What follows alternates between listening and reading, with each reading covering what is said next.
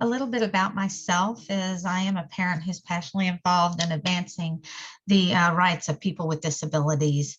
Um, I've dedicated the past 25 years to advocacy and applying my personal and professional knowledge in helping others, whether that be individuals with disabilities or family members. Even in the professional community, I've done some contract work. Over the years, I've worked and volunteered for various organizations that are set up to empower individuals with disabilities and their families to be the decision makers in their lives. I think that that is very important. We need the guidance and support of professionals, but the bottom line is we're here from birth to death, whenever that is. I currently serve as the volunteer assistant for the self-determination group, and I'm a contract presenter for the Texas Parent to Parent Pathways to Adulthood workshop series. So self-determination is part of that Pathways to Adulthood, so it works right in hand.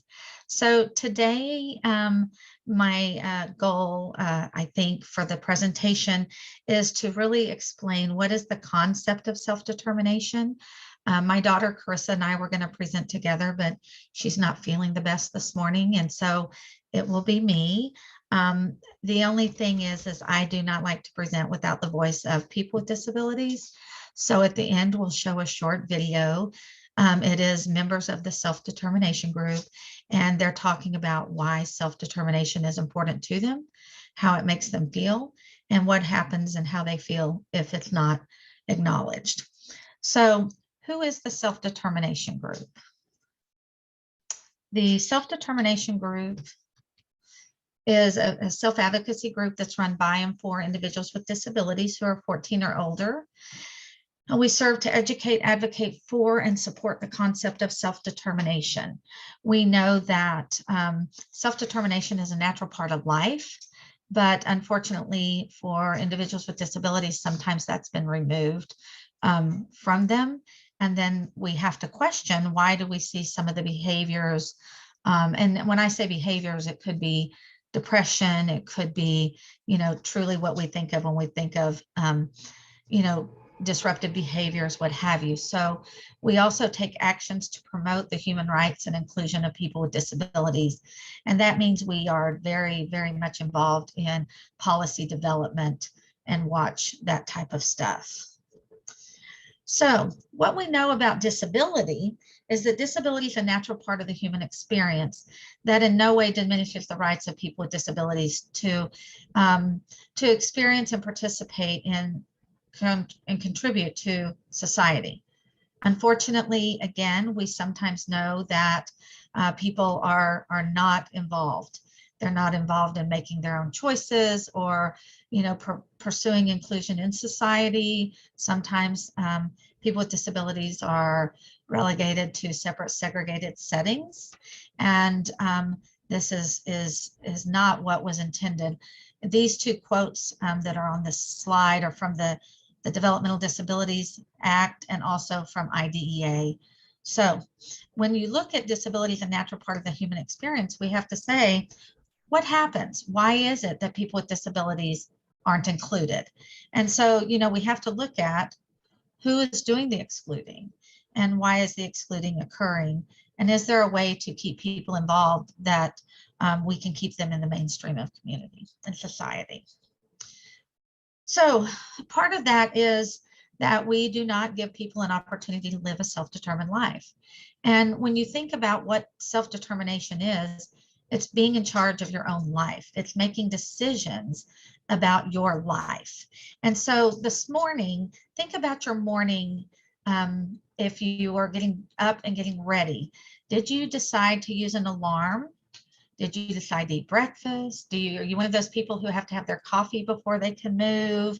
I'm not a coffee drinker, but everybody else in my family is, and it's not pretty if they haven't had their coffee, but it's making decisions about your life. And then now imagine that if you're a coffee drinker and I'm not, and I say to you, well, we're not having coffee, we're going to have tea. I like peach mango tea in the morning. And somebody, how does that make you feel? That somebody has now taken something so important to you away from you, right? It's also being responsible for the decisions you make, It's deciding who helps you. I had a friend who was a paraplegic and had always asked for female support. And so curiosity got the best of me. And I said, why a female instead of a male? And he said, males hurt me. They're not gentle. Females are gentle. Right. And so imagine that you don't get an opportunity to say who supports you and how do they support you. It's about knowing how to spend your money. And oftentimes we hear that people with disabilities do not understand money concepts, right? But when you look at self-determination, one of the characteristics is support. So self-determination is not doing everything by yourself. It is knowing who can help you and who to ask for help. And that in itself is self-determination. So when you look at what does self-determination mean to you, Jamie Butler is one of the co-founders, along with my daughter, with the self-determination group. And he says it's his freedom. Imagine that, just having freedom to be. And Carissa said it was living her own life. She didn't want somebody else to control her life. So we know that there are 5 principles of self-determination. And so I'm going to go into that briefly and talk about that. And if you have questions, please jump in the chat as was discussed earlier, because I want to make sure that I'm answering questions if needed. But the 5 principles of self-determination are freedom, authority, support, responsibility, and confirmation. And what we have done as a self-determination group is we have created a curriculum on what self-determination is. And one of the things we wanted to do is make sure that it had some universal design for learning within it.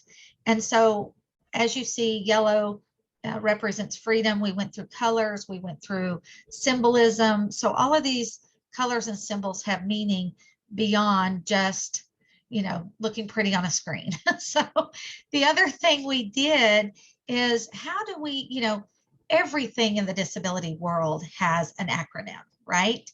And so we were trying to figure out an acronym for our principles and as a way to help learn it. And so we came up with SCARF. So that would be SCARF. And we know that a scarf, keeps us warm from the elements, right? It protects us from the elements, what have you. And we really thought that that was a good acronym. And the fact that, the more freedom and authority and responsibility you have, the better your life is. So let's get into the meat and potatoes of it. So, one of the things when we put this presentation together, some of these visuals you'll see, they helped us pick them out. This presentation was created in collaboration between myself and the group. And so, it's basically they wanted you to know that, they want the freedom to plan their own life. They want to choose who helps them with that planning, right?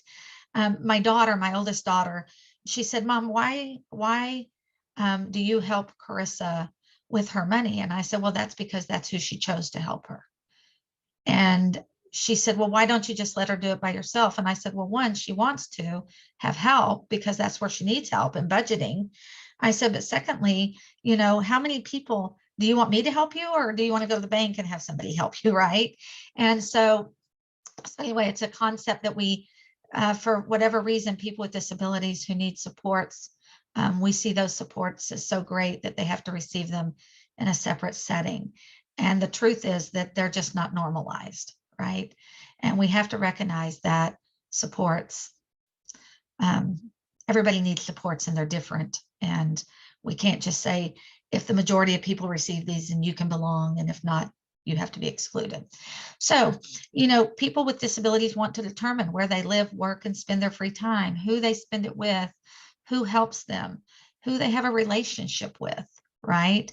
I had a mom contact me about guardianship not long ago, and her reason, I said, why do you feel you need guardianship? You have to, really look at these alternatives. The court's going to ask, have you considered them, and why would they not be helpful? And she said, well, I want to determine who he marries. I don't like his girlfriend. And I'm like, well, how many of us have not liked our children's choice of spouse, right? And so who are we to make that decision? And is that a reason to strip a person of their basic human rights? So, we don't have the right to make these decisions for people. And that's the bottom line. And, they want to be able to take risk, right? And, it's so funny because Helen Keller has a quote. It's, security is mostly a superstition. It doesn't exist in nature, nor do children of men as a whole experience it. Avoiding danger is no safer in the long run than outright exposure. And when we deny a person the right to take risk, we silence their voices, we limit their opportunities, and quite honestly, we don't allow for personal growth, right? And when we do this presentation, usually one of the group members will say, how many of you have made a mistake? How many of you took risk you didn't know what the outcome would be? And what did you learn from that? And often it's our greatest lessons, right? So anyway, but these are the things they want to do. It's their life. The decisions we all make in life, they want to make them as well. And Christopher Morley has a quote that we absolutely love, which is, there is only one success: to be able to spend your life in your own way. And I think that is profound, and it's something that we all take for granted. But yet people with disabilities, we try to control them in the name of safety, which safety in the long run isn't what's occurring. The other characteristic my goodness, I am just principle. Sorry about that. Is the authority to make their own decisions, to decide how to spend money given to them.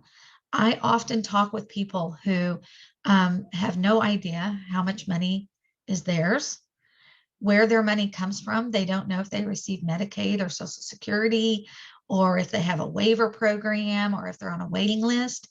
And this, that has to stop, in my opinion, because if we don't know these things intrinsically as a person, even if it is with support, then we don't know what is happening around us. And we are at the greatest risk. If Medicaid went away, if Social Security went away, right? We are at the greatest risk of change in our life, significant change, right? They have the authority to be the employer. Imagine that. That's a whole new role, right? Who they hire, what services they're provided, when services are provided, where and how often. I was just at the doctor 2 days ago, and I have diabetes, and she says, so what do you think about insulin? And I said, I think I probably wouldn't take it because I'm terrified of needles. And so she said, okay, let's talk about other meds. Great, I'm good with that. So, if we get to make those decisions, why don't people with disabilities get to? And so often they're not asked. And Tom McNerney, my friend, he wants a woman to help him because she's gentle, right? So we also should be able to evaluate and control the quality of services, if it's good or bad. And what one considers good is one's idea of what good is, right? And so I think that that's very, very important. I was sitting at a breakfast with my friend Laura. Her son is Jamie, who co-founded the group, and he texts her and said, hey mom, I fired he calls his attendant his assistant, I fired my assistant. And she said, you're going to? And he says, no, I did. Right. And so she said, can I ask why? Yes, he's not keeping me safe. Perfect. So anyway, but they get to decide who's good and who's bad. And in the long run, the decision that Jamie made was really good, because what happened to him and why he fired him is that the assistant was, they were driving and he was pulled over for expired tags, and he had an outstanding warrant because he hadn't paid a ticket. It wasn't major, but he had an outstanding warrant. And so Jamie's on the side of the road, right? And had to call for help. The police helped him call for help, but he didn't call his mother. We were at breakfast. But anyway, people get to decide that what is good and what is bad. And so often we want to be that decision maker. And yes, we can help them make that decision. The way Carissa and I have things set up, and this is her choice, is I go through a list of people who have expressed interest. I interview them, and then I call down that list and with her and say, okay, here's what these people have said. She'll pick who she wants to interview, and then she'll interview and make a decision. Now, mind you, that does not come without a lot of support, right? But that's okay. We all need support. So, independence and interdependence. I think that so often, especially, I think back on Carissa's IEP goals and objectives, that she would independently do blah, blah, blah, blah, blah, right? And for a person who needs a lot of support, I really think we kind of set her up for some failure, because many of those things, as I look back, she was never going to do independently. But I think that we must recognize that no one, not even you or I, do everything by ourselves. And sometimes when we're in an open forum and presenting face to face, I'll say, "Who here is independent?" And everybody raises their hand, and unless they've been to a session we've done, and then they're like, "Nope." And the truth is, we're not. I have a hairdresser. I have someone who cleans my home just because I don't want to clean it. That's just the truth. I can do more stuff like this if I'm not cleaning my house. So, we go to the bank to make decisions sometimes about investments or our money, right? But yet we say that people with disabilities can't manage their money, so we don't give them the authority over it. So they may need the support to make decisions and plan their own life, to reach goals, to find people to know and trust, to plan resources that are meaningful, and to be a member of the community.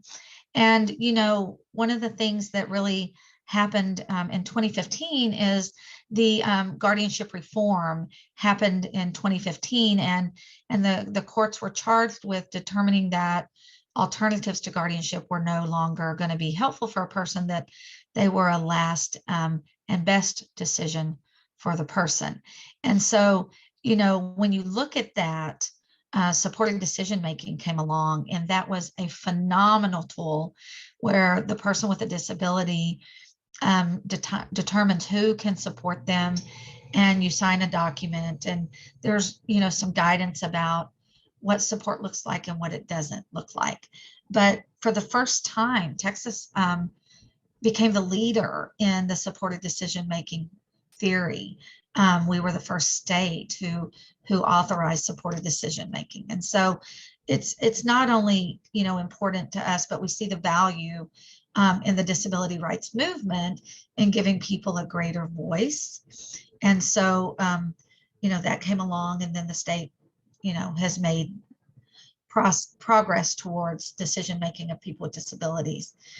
And while self-determination is something that is a soapbox for me, and I could get on it and speak at the highest mountain, the largest stadium, pack the room, right? Because it's vital to living a good, meaningful quality of life. And so the Americans Disabilities Act supports my thoughts, which is, I always love that when I can pull a quote that supports my vision. But its independence is not measured by the number of tasks we can do without assistance, but with the quality of life we can lead with assistance. And that's what we're talking about when we're talking about self-determination, right? Is we need assistance to live a good quality of life. Now, many people have said, well, we have to have responsibility. Well, yes, we do, right? Everybody has to be responsible. And so, one of the things is not only just responsibility with our resources and being smart with our money, but it's setting goals for our life, right? And I will tell you that, I've had families ask me, well, what do you do if your child does not use words to communicate? Well, we have to listen with all our senses, right? Well, my child doesn't communicate. Do you know what makes your child happy? Do you know when they're hungry? Do you know? Yes, yes. Well, then they're communicating, right? Are they using an augmentative communication device? There's still communication. I have some people who have a yes no system with an eye blink, once for yes, two for no. I mean, there is ways to help people without guiding them to where you want them to be. And I think it's vital that we pay attention and listen with all our senses. And, for me, my daughter does use words for communication, but language is also a big, big issue. And so, sometimes she'll use sign language. Sometimes if I watch her face, she'll answer something and I can tell, and I'll just ask, is that really what you want? And she'll either say yes or no. So even if they use words, we have to pay attention to other things. One of the things people with disabilities have gotten really, really good at, which is really, really bad, is telling us what they think we want to hear. And while that's okay, it's not in the fact that that's not going to help them get to the place they want to be. And in fact, we can do all of this planning and create a life that is not really what they want, because we're only getting information which what they think we want to hear. So we have a responsibility to give back to others and our community through our presence, efforts, and gifts. And that is really important to people with disabilities. With COVID and my daughter lost her job, they closed the office she worked at. And so, she's like, Mom, I want to go back to work, and we've talked about it and we're working on it. But the truth is, because she's not had her own income coming in, my husband and I have just automatically started paying for things we typically wouldn't pay for. And the other day, just recently, she told me, I'm tired of you paying for my dinner. I can handle that. And so, she wants to take care of her own. She wants to go back to volunteering, because even when she had a job, she volunteered.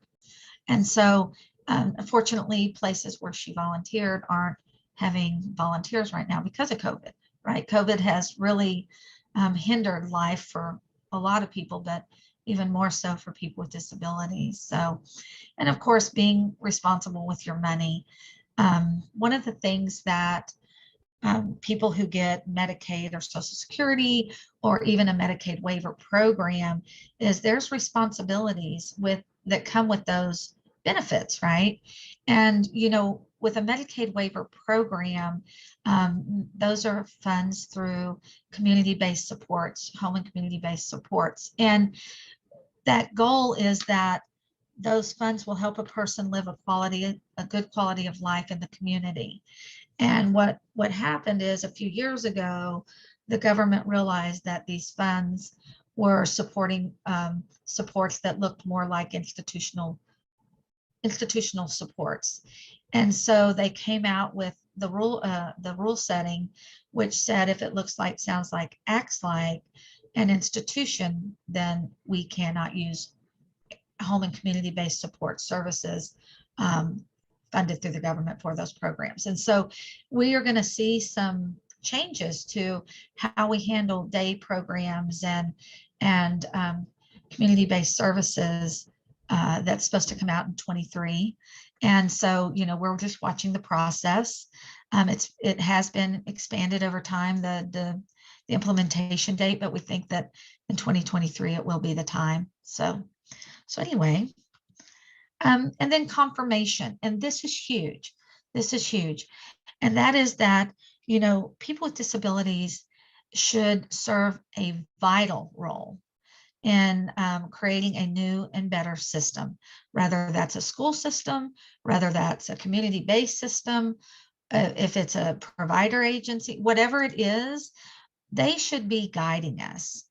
It is not our life. We cannot, as much as we can experience, life with them as a professional or as a parent, we can't experience it as they do. And, I have a friend, his name is David, and he requires some medical support. And over the years, he's learned how to do it himself, which would be very nice. if he was allowed, but Medicaid rules say that it has to be done by a nurse. Well, think of the money we could save if David was allowed to do his own um, procedures, right? And so, he constantly advocates for stop having us pay for things. You want to talk about Medicaid reform and you want to talk about fraud, but let's talk about waste, and when we have to buy durable medical equipment from a DME provider, and the cost of that through the provider is more than the cost at Walmart or Target or Home Goods, right? And so, if we want to create effective and useful systems, we have to listen to people with disabilities, and we have to support them in how to serve in those roles, right? So I think that when we look at confirmation, it's as equally important as any other part. But the problem is, if we're not doing those other parts, confirmation is going to be hard. Okay. So we need to consider all of that. And we know that, allowing somebody to live a life that they want to live, to take reasonable and calculated risks, is somewhat scary, right? There are times when Carissa says, yeah, it's my life.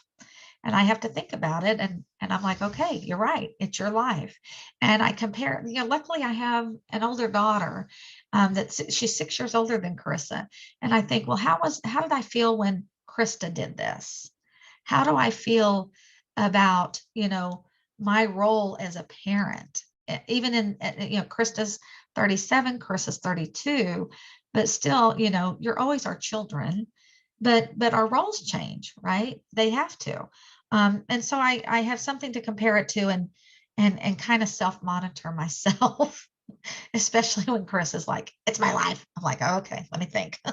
So anyway, then we know that a comfort zone is a beautiful place, but nothing ever grows there. Confidence, dreams, excitement, the confidence to explore new things, opportunities, right? The purpose of our life, and then self-discovery. It is hard to know what you like or don't like if we're not letting you take risks. So we cannot protect people so that their life is not worth living. There's a quote that says, life is not measured by the amount of breaths we take, but the moments that take our breath away. And that is true. That is true. Imagine living a life that you didn't want to live for 100 years versus a life that gave you fulfillment and excitement and a reason to get up in the morning, right? And you only live 50. Did you live a good life? Yeah, you did. You lived the life you wanted. Now, we're not saying, don't put people in harm's way, in ways that, would make no good sense. It's looking at how do we fulfill their needs and do it in a way that brings them joy and a reason to get up in the morning. So why self-determination? Well, here's some research it's a little old, but I think it's profoundly purposeful as to know why. If we're not going to listen to people with disabilities, can we listen to the researchers, right? And I've had the gift in my life to spend a lot of time with adults with disabilities, and even teens with disabilities. But what was funny is, while everybody was saying what people can't, wouldn't, shouldn't, couldn't do, they were showing me how it was getting done. And the beauty of their creativity to get that done in an environment that didn't support self-determination, right? I have a friend, her name is Beverly, and Beverly used to live in the Denton State Supported Living Center. Beverly's now married in her own home. She's been married for over 42 years.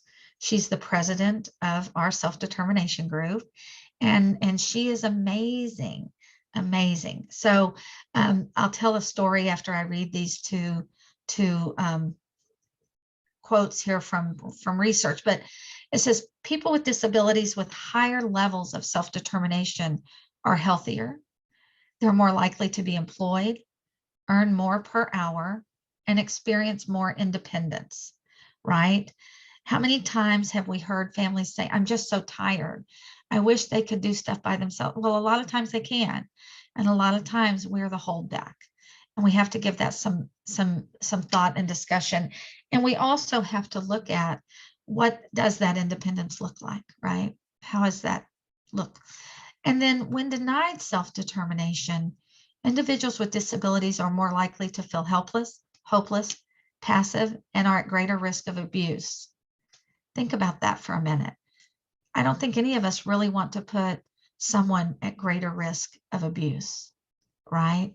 And so the important thing about my friend Beverly is, when she lived in the Denton State Center, which was it was called the Denton State School, so it's been several years ago, and it was at the time when, well, families are still told this today, but not as frequently, that, your child's disabled, just place them in the institution. You're young, you can have more children, right?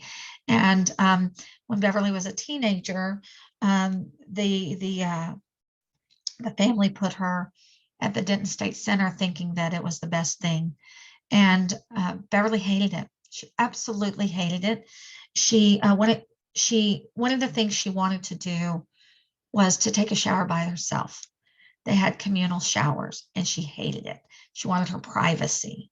Imagine for a moment you didn't have that opportunity to decide. So Beverly got up one morning, like at 3, 4 in the morning, to take her shower, and she got caught, and she got in trouble. And she didn't like, I mean, imagine that, you get in trouble. And she didn't like the the uh, the way that was handled. And next to the state center was a farm, and had lots of horses. And Beverly's dad had a farm, and Beverly had a farm. And so she was raised with these horses. So what did she do? When nobody was paying attention, she eloped, took a horse, and rode it home. And instead of going into the house, she went into their barn. And then the ranch hand went in and got her dad and said, did we get a new horse? And he's like, no. He's like, there's a horse in the barn. And so at the same time that this gentleman was telling Beverly's father what was happening, they get a call from the Denton Center. And so he goes out and he says, Beverly, are you in here? Yes. Anyway, the sad story is Beverly was reprimanded for trying to express to her, to others, that she was not happy. Had to go back to the center, had to work for the gentleman in cleaning the stalls. And so, but the bottom line is she did get out, right? And when she got out, she had her freedom, and she lives that life today. And when you spend time with Beverly and you listen to her, talk about what happened when she was there, and how she felt like she had no control, and how she took it back, right? It's very, very powerful, very, very powerful. And so what I'd like to do, if it's okay, is to show you their video. The self-determination group was approached by a professional film developer, and they asked us if we would be interested in creating a video on what self-determination meant to them, and the group was thrilled.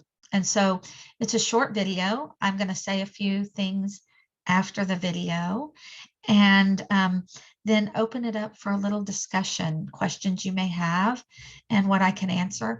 After the video, I just do want to share, just a quick story, but the video is important to show that. So let me pull the video up. Young adults, older adults, we have to expose them to things that we're going to ask them later. What choices do you want, right? Help them understand that when it's cold outside and what cold looks like. My daughter's a visual learner, right? And so what about a thermometer, a visual large thermometer that's designed, to be a support mechanism for a person who doesn't really have the concept of hot or cold, but yet understands that blue is cold and red is hot, right? And if the temperature is in between here, then you kind of know. And then here's a visual of types of clothes you might wear if it's cold, or clothes you would wear if it's hot. you know, and what clothes do our children want to wear? What type of shoes, right? And you know, I can't remember who said this, but we can't fix things in the same thinking that we created them, right? And so, you know, if we say someone has to tie their shoes, even though we have Velcro, if they're never going to tie their shoes, is that the expectation? Is the expectation to tie your shoes or to put your shoes on by yourself?